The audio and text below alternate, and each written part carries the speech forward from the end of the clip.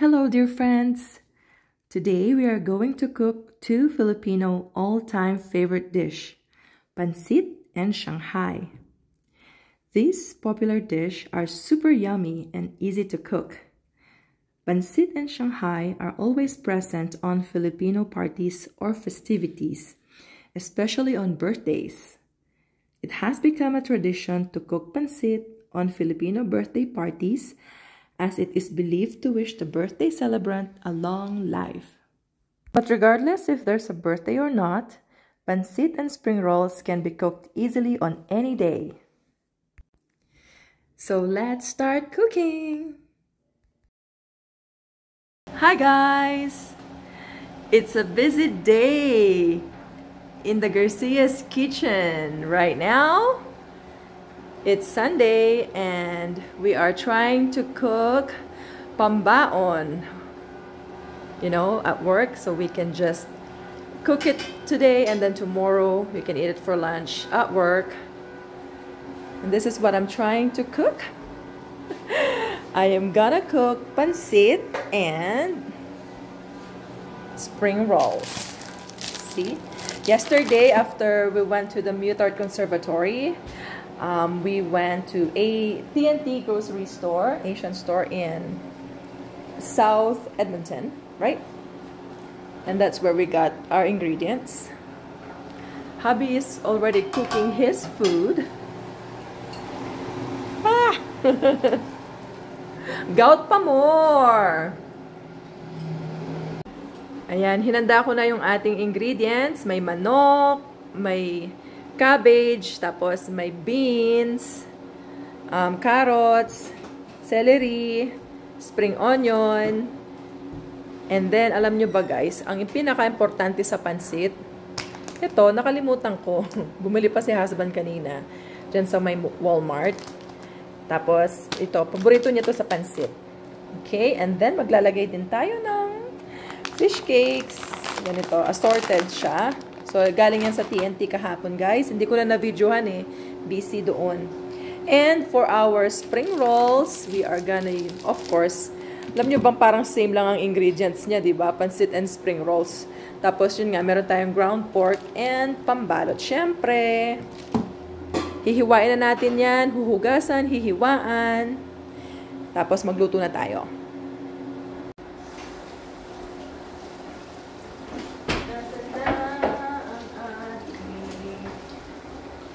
Hugasan natin, guys. Make sure we wash our vegetables thoroughly before cutting.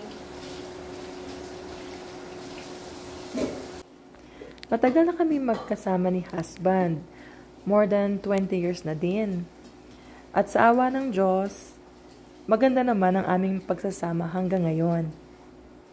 Siyempre, natural lang na dumarating yung problema, hindi pagkakaunawaan, kasi kasama lahat yan sa isang relasyon, di ba? Wala namang perfect relationship. Basta importante ay matuto tayong magbigayan, magpasensya, magtulungan, unawain, suportahan at irespeto ang bawat isa. At matutong mahalin ang isa't isa at tanggapin ang kanyang tunay at totoong pagkatao. Guys, gagawa na ng Shanghai mixture si husband. So, yun nga, di ba? Parehas lang ang halos ingredients ng pansit at Shanghai. So, kukuha siya ng kaunting carrots, tapos i-food processor natin.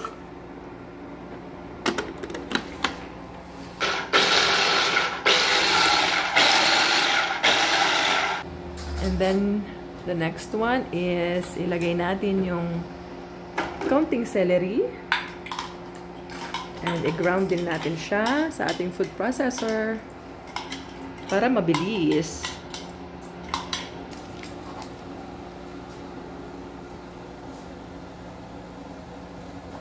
Little bit of leaves, yes, a little bit of the stalk.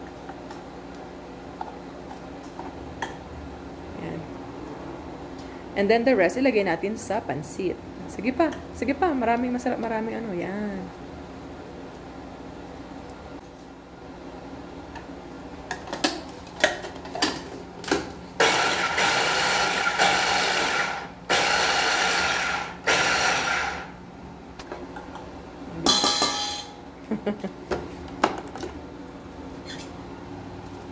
Yan. Yung spatula mo, hindi mo gamitin. Hindi, mamaya. Konti. Tira mo ako sa pansit. Ang dami ano, kulang ang ating lamesa.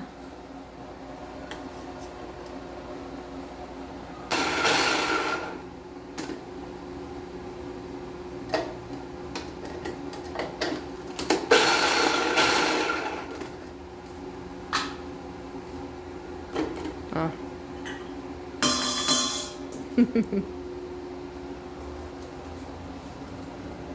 Yan. 3 ingredients na.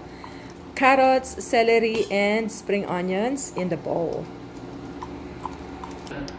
Ayan. And then, meron tayong isang medium size na sibuyas. Babalatan lang ni husband. Ito chop and ilalagay sa food processor din. Okay. So, may sibuyas na.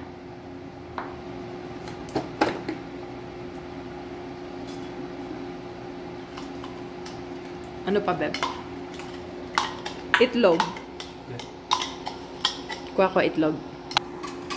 Yung ating ground pork is 500 grams, guys. So, I think maglagay tayo ng 2 itlog. Kung hindi man, 3. Mamaya, magdagdag na lang tayo kung kulang ng itlog. So, ilagay din natin siya sa bowl.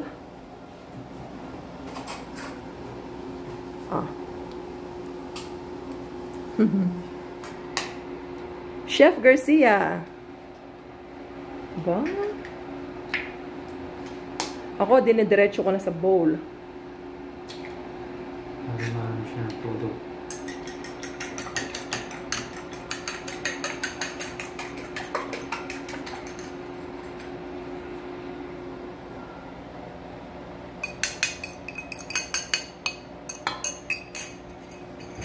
Looks good.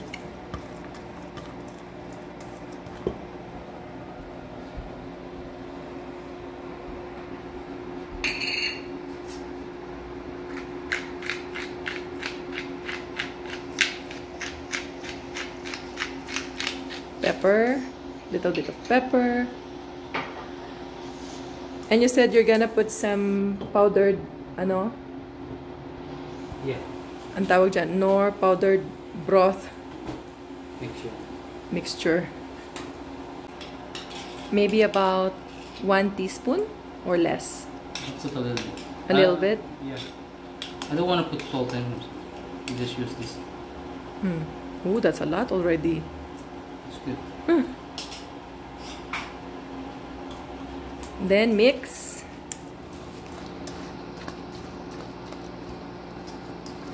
We can put more eggs after, right? Yeah. Okay, next we're gonna add our ground pork in the mixture. Yan. That's 500 grams of ground pork. And then husband is just gonna mix it. So again, in the bowl, meron tayong celery, carrots, onion, spring onion, 2 eggs, pepper, tapos yung nor ground or powdered, powdered broth. And then, ano pa? Are you not gonna put salt? Not anymore, right? No. Naglagay na tayo ng seasoning. Okay. And then we'll just mix it thoroughly. Okay. Husband said maybe 1 more egg. So, yeah. Ano kasi, timplahan nyo lang. Kung kulang, dagdagan na lang. Nakakatulong kasi yung egg para magdikit-dikit siya, di ba? Para pag nilagay natin sa pambalot at pinirito, hindi siya magsasabog-sabog. Alright? So, you think that's a good consistency na? Okay. Okay. We have our pambalot here. On the side. Right here, guys. You can buy this sa Walmart. They have this in Walmart. And most definitely sa Asian store. TNT Asian store. Meron. And they have different sizes as well.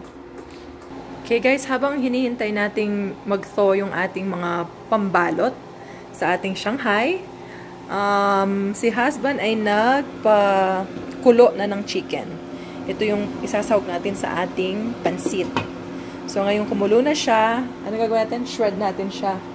Ayun, isa-shred natin siya para mamaya ready na tayo. Dire-diretso na tayo sa ating pagluluto. Okay guys, naka-prepare na ang ating ingredients para sa ating pansit. Okay, meron tayong bawang sibuyas, beans at saka carrots. Ayan, ganyan lang pagkakahiwa ng beans at carrots. Alright. Meron din tayong cabbage o repolyo. Okay. Tapos, meron tayong celery. Ayan, celery. Ito naman, spring onion, pang-garnish natin. Mamaya, pagtapos na tayong magluto, lagyan natin sa taas, sprinkle natin sa taas. And then, sa ating meat, meron tayong, ito nga yung chicken na pinakuluan na ni husband at hiniwa-hiwa. Hindi natin itatapon yung chicken broth kasi gagamitin natin yan mamaya pag magluto tayo ng pansit. At ito namang fish cakes or itong mga assorted fish balls, optional lang naman yan. Kung gusto nyo, lagyan, pwede. At kung may available kayong makita, why not, diba? Pero kung wala, okay lang din. Optional lang yan. So, naghiwa-hiwa na tayo. Tsaka, kalahating bag lang nung fish cakes yung nilagay natin. Para hindi masyadong madami. And then, yung ating bihon. Alright? Magsimula na tayong magluto. Okay, ready na mag-isa? Si husband ang magluluto. Thanks, husband. Mainit na yung ating mantika. So, manggigisa na tayo. Bawang sibuyas.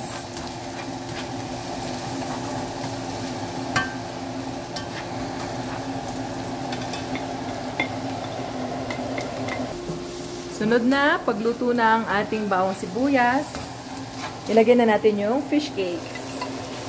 Yan. Okay. At yung chicken.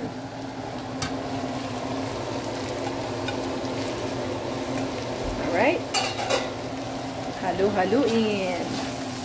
Luto muna natin yung ating meat. And then, ang maglalagay si husband ng oyster sauce. Oyster sauce para pampalasa. Ilan lalagay mo? Tansyahan lang. Tansyahan. Konti lang.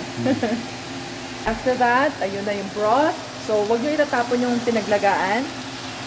This is the chicken broth from earlier. So, put a little bit.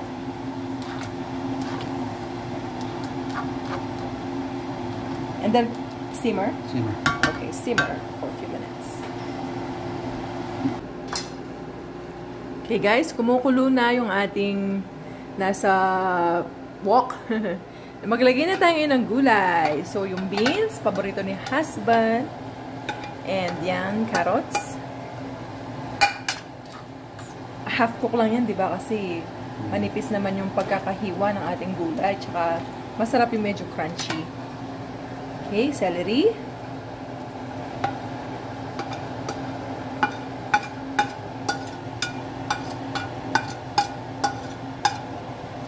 And, kasya pa ba? Kasya pa. O, sige. Yung ating cabbage.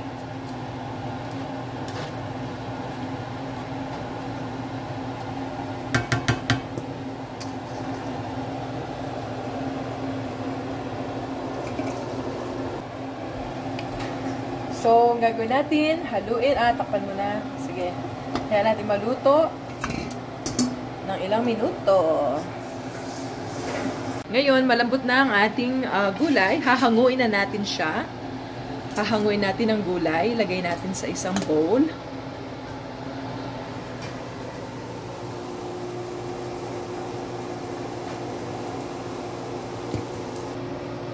Tapos nun, ilagay natin yung bihon. Oo daw. Okay. So, set aside muna natin yan. So, lalagyan natin konting toyo pang pakulay sa bihon.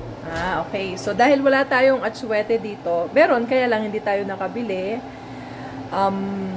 maglalagay tayo ng toyo or soy sauce, pampakulay ng ating sabaw. Para hindi masyadong maputla yung ating pansit. Ayan. So, ilan ang lalagay mo? 2 kutsara. Konti lang, konting-konti lang. Para hindi siya masyadong mapaalat. Yan. Nagkulay. Pakulayan lang ng kaunti ang ating sauce. And then, ayan na. Ilagay mo na dyan yung iyong bihon. Kanina, tinanong ko si husband, bakit hindi mo siya pinalambot sa tubig? Diba? Ibabad sa tubig. Sabi niya, mabilis daw masira or mapanis ang pansit pag ganon. Para sa kanya, ito yung way na gusto niyang gawin. Para hindi mabilis mapanis ang pansit. So, ngayon, pakuluan lang natin yan at palambutin ng mga ilang minuto. Hanggang lumambot. Hanggang lumambot ang bihon. Okay? Yan, makaraan ng ilang minuto, malambot na ang ating bihon. Lagyan na lang ng pepper. Ayan. Nasa inyo kung gaano karami lagyan yung pepper. Pero yan. Huwag na tayong mag-salt dahil naglagay tayo ng soy sauce, diba? Tsaka oyster sauce. So, maalat na siya. Okay na yan. Okay. Mukhang ready na ang ating pansit. Lagyan na to. Tapos, ipaghahalo na ulit ang mga ingredients. Okay guys, malapit nang maluto. Sandok na tayo, kainan na. Alright guys, luto na ang pansit. Mag-garnish na tayo. Little bit. Alright. Okay, and lagyan na real squeeze calamansi extract. Sarap! Yan guys, malambot na yung ating spring roll pastry na pambalot. Buksan na natin siya. And paghiwa-hiwalay na natin. Okay. Malinis ang ating mga kamay. So, itong isang balot na to guys, meron siyang 50 pieces of pabalat. Okay? Yan. Oops. Paghiwa-hiwalayin natin. Isa-isa, of course.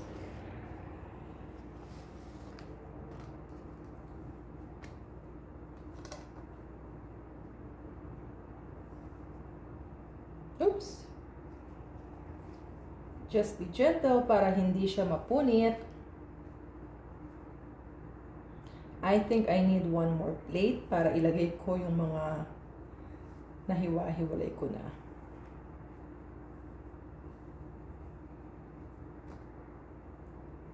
Dito natin ilagay yung mga individual na. Alright guys, nakahilera na ang ating assembly line dito. So ito yung karne natin. Kanina pa yan naka-ready.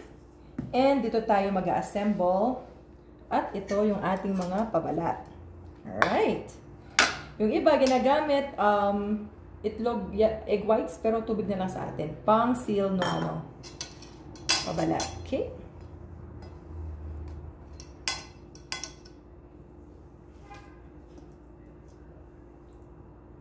Of course guys, we have very clean hands.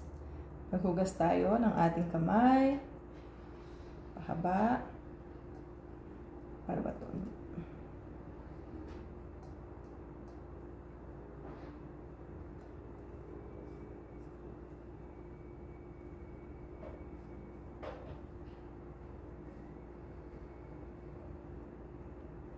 Tapos, tubig. Para lang yung sobre. Siniselyuhan. Yan! Nakaisa na tayo.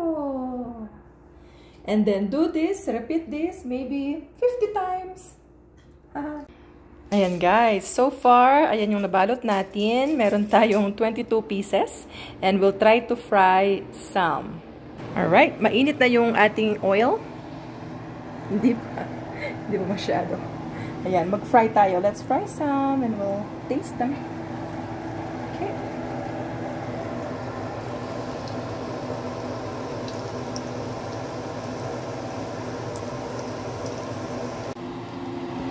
Right guys, golden brown, crispy golden brown na ang ating Shanghai.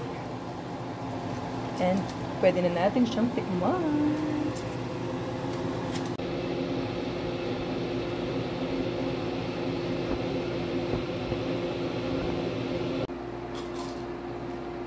Sarap?